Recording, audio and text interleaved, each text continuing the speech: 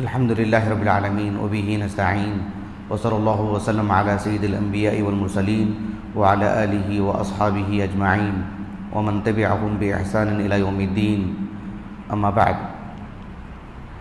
آج ہم نے اللہ تعالیٰ کی توفیق سے، اللہ تعالیٰ کے فضل و کرم سے 15ویں تراویح مکمل کی اور 15واں جز بھی تقریباً ہم نے مکمل کیا الحمدللہ۔ سورۃ الاسراء اور سورۃ الکہف کا بیشتر حصہ ہم نے سنا ہے۔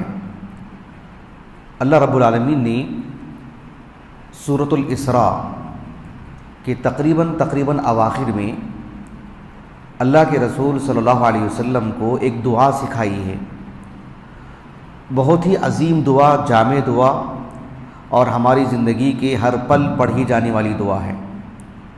اس دعا سے متعلق میں آپ کے سامنے کچھ باتیں رکھوں گا۔ اللہ تعالیٰ نے فرمایا وَقُلْ رَبِّ أَدْخِلْنِي مُدْخَلَ صِدْقٍ وَأَخْرِجْنِي مُخْرَجَ صِدْقٍ وَاجْعَلْ لِي مِن لَّدُنْكَ سُلْطَانًا نَصِيرًا۔ یہ دعا بہت عام ہے، معروف۔ سب سے پہلی بات، یہ جو آیت کریمہ ہے سورۃ الاسراء کی ہے۔ سورۃ الاسراء ایک مکی سورت ہے۔ یہ جو آیت کریمہ ہے وَقُلْ رَبِّ أَدْخِلْنِي مُدْخَلَ صِدْقٍ، آپ جب مصحف کھول کر کے دیکھیں گے تقریباً اس آیت کریمہ کا جو نمبر ہے 80 کے قریب، 80-90 کے آس پاس، 80 آیت کریمہ ہے نمبر۔ اس آیت کریمہ سے پہلے اگر آپ پڑھیں گے تقریباً 2-3 آیتیں، تو ان آیتوں کا اس دعا سے جو تعلق ہے پہلے آپ وہ معلوم کر لیں۔ مفسرین کہتے ہیں وَقُلْ رَبِّ أَدْخِلْنِي مُدْخَلَ صِدْقٍ، اس دعا کو ذکر کرنے سے پہلے اللہ رب العالمین نے اقم الصلاۃ لدلوک الشمس الی غسق اللیل وقرآن الفجر، اللہ رب العالمین نے اس دعا سے پہلے آپ علیہ الصلوۃ والسلام کو نمازوں کے اہتمام کا حکم دیا ہے، بالخصوص نماز فجر کا اور تہجد کی نماز کا۔ اس کے بعد اللہ سبحانہ و تعالیٰ نے اللہ کے رسول کو جو ایک اعزاز دینے والے ہیں، آپ کی جو تکریم کرنے والے ہیں، اور اس تکریم میں آپ اکیلے ہیں، ایک منزلت، ایک مقام اللہ تعالیٰ آپ کو دینے والے ہیں جسے مقام محمود کہتے ہیں، اس کا اللہ نے ذکر فرمایا جو آپ کے لیے ایک وعدہ کیا گیا ہے۔ پہلے آپ کو اللہ کی عبادت نمازوں کا حکم دیا، یعنی اللہ کی عبادت کا، اس میں سے ایک نمایاں عبادت نماز ہے۔ پھر اس کے نتیجے میں اللہ تعالیٰ نے آپ کو مقام محمود کا وعدہ کیا۔ اس کے بعد اللہ تعالیٰ نے آپ کو ایک دعا سکھائی کہ آپ اب اپنی دنیا اور آخرت کی بہتری کے لیے اس جامع دعا کا اہتمام کرتے رہیں۔ مناسبت پچھلی آیتوں سے اس دعا کا ایک مناسبت یہ بھی بیان کی جاتی ہے۔ ابن عاشور نے کہا رحمہ اللہ کہ اللہ سبحانہ و تعالیٰ نے اللہ کے رسول سے جب کہا کہ عسیٰ ان یبعثک ربک مقاما محمودا، آیت نمبر 70 پر 9 میں، عسیٰ جب اللہ رب العالمین کے لیے مستعمل ہوتا ہے تو رجا کے معنی میں نہیں، امید کے معنی میں نہیں، یقین کے معنی میں، یعنی اللہ رب العالمین آپ کو اس مقام پر بھیجیں گے۔ اس کے فوراً بعد اس دعا کو ذکر کرنے کا مقصود یہ ہے کہ آپ زندگی کے ہر پل بہتری کی دعا اللہ سے مانگتے رہیں۔ وہ تو اللہ آپ کو مقام محمود عطا کریں گے ہی، لیکن زندگی کے لمحہ آپ کے لیے بہتر سے بہتر ہی معاملہ ہو، آپ یہ اللہ سے مانگتے رہیں۔ وَقُلْ رَبِّ أَدْخِلْنِي مُدْخَلَ صِدْقٍ وَأَخْرِجْنِي مُخْرَجَ صِدْقٍ، یہ مناسبت کی بات ہے بس جو ابن عاشور نے کہی رحمہ اللہ۔ اللہ رب العالمین نے فرمایا وَقُلْ رَبِّ أَدْخِلْنِي مُدْخَلَ صِدْقٍ وَأَخْرِجْنِي مُخْرَجَ صِدْقٍ، یہ دعا اللہ کے رسول نے سب سے پہلے کب پڑھے، آپ نے کب نازل ہوئی آیت کریمہ، مناسبت کیا تھی، یہ بھی ایک مسئلہ ہے۔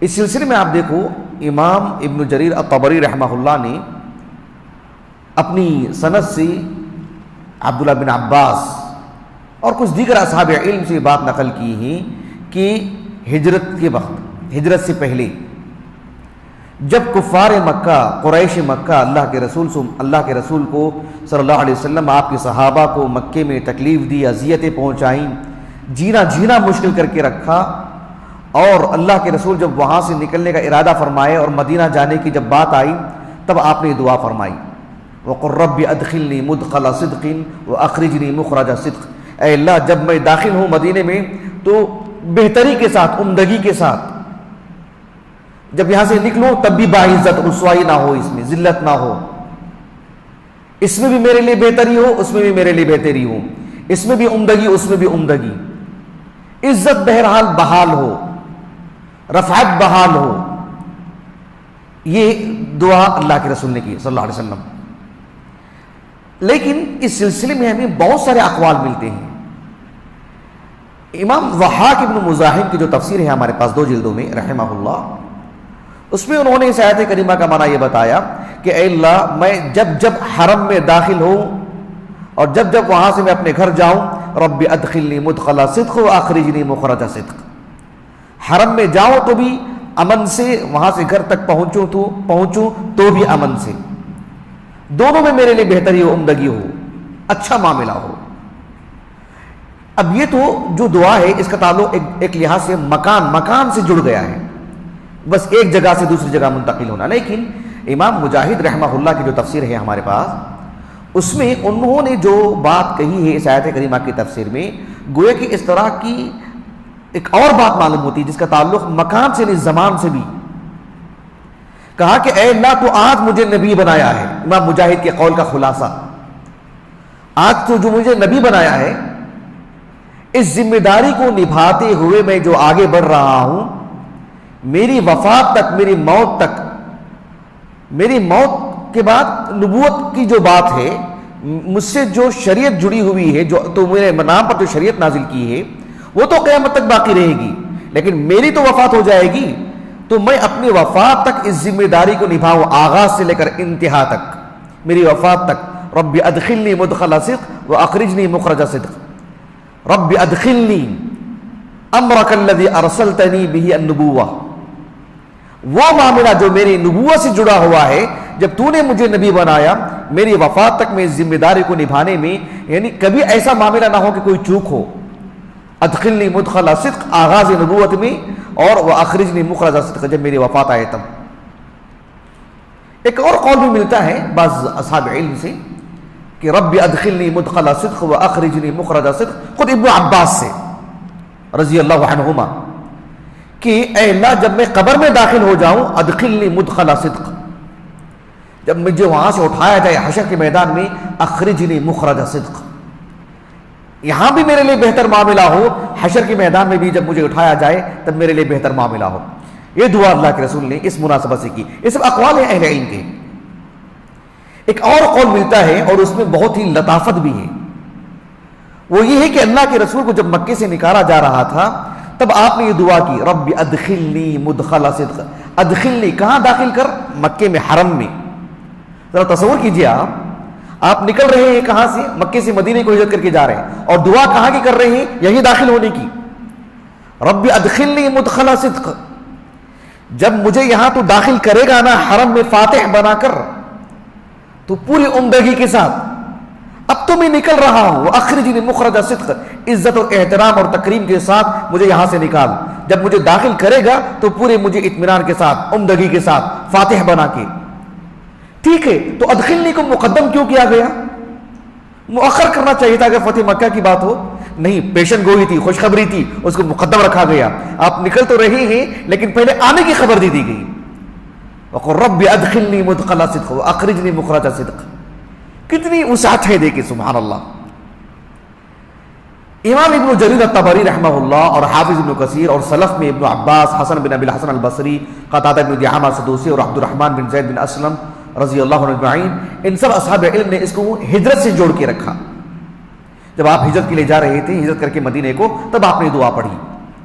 لیکن حافظ ابن القیم خصوصاً رحمہ اللہ، اور ان سے پہلے قاضی ابن عطیہ المحرر الوجیز میں، اور ماضی قریب کے علماء میں ابن عاشور التحریر و تنویر میں، کہا کہ یہ عموم ہے، نہ جگہ سے اس کا تعلق نہ زمان سے اس کا تعلق، عموم دونوں سے اس کا تعلق ہے، عفواً نہ مکان سے اس کی خصوصیت تخصیص ہے نہ زمان سے تخصیص ہے، بلکہ عموم ہے، یعنی گویا کہ ہر اعتبار سے ایک آدمی مسجد سے جڑ رہا ہے ایک ذمہ داری لے کر، یہ دعا کرے، ادارے سے مدرسے سے جڑ رہا ہے یہ دعا کرے، ایک مسلمان کسی کمپنی سے جڑ رہا ہے یہ دعا کرے، سفر کر رہا ہے ایک علاقے سے دوسرے علاقے کو یہ دعا کرے، حتیٰ کہ سسرالی رشتے ہوتے ہیں نکاح وغیرہ کے معاملات میں تب بھی یہ دعا کرے۔ بحیثیت مسلمان کا معاملہ بہت عام ہے، دعوت تبلیغ کے سلسلے میں سفر رہتا ہے تب بھی دعا کرے، ایک علاقے سے دوسرے علاقے کو، ایک جگہ سے دوسری جگہ کو، حج اور عمرے کے لیے جاتا ہے تب بھی یہ دعا کرے، یعنی ہر باب سے جڑی ہوئی دعا ہے۔ اہل علم کے اقوال بتاتے ہیں کہ اس میں اتنی وسعت ہے۔ رب ادخلنی مدخل صدق واخرجنی مخرج صدق واجعل لی من لدنک سلطانا نصیرا۔ یہاں ایک لطیف بات یہ ہے، اللہ تعالیٰ نے کہا کہ رب ادخلنی مدخل صدق، کہا کہ ادخلنی، مدخل مصدر ہے، اور ادخلنی ادخال سے، اخرجنی اخراج سے۔ ایک عام طالب علم، میں ایک عالم دین کی بات نہیں کر رہا ہوں، ایک عام طالب علم جو درس نظامی کا پابند ہے، پڑھ رہا ہے، وہ جانتا ہے کہ ادخال فعل متعدی ہے، اخراج فعل متعدی ہے، گویا کہ ادخلنی اخرجنی یہ جو فعل متعدی ہے اس میں لطیف اشارہ یہ دیا جا رہا ہے کہ بندہ خود سے نہیں نکل سکتا، نہیں داخل ہو سکتا، یہ اللہ کی مشیت، اللہ کی اذن، اللہ سے جڑنے سے ہے، یہ اللہ انجام دیتے ہیں۔ اللہ کسی کے لیے تیسیر کا معاملہ کرتے ہیں، اللہ کسی کے لیے آسانی پیدا کرتے ہیں۔ کہا کہ ادخلنی، اے اللہ ادخال کا معاملہ تیرا ہے، تو جب چاہے داخل کرے گا، جہاں چاہے داخل کرے گا، تو بہتر انداز میں مجھے داخل فرما۔ اخراج کا معاملہ فی نفسی میرا نہیں، تیرے ہاتھ میں ہے، تو جب بھی میرے ساتھ اخراج کا معاملہ ہو، جہاں کہیں بھی کسی بھی مناسبت سے، زمان مکان، تو میرے لیے بہتر معاملہ فرما۔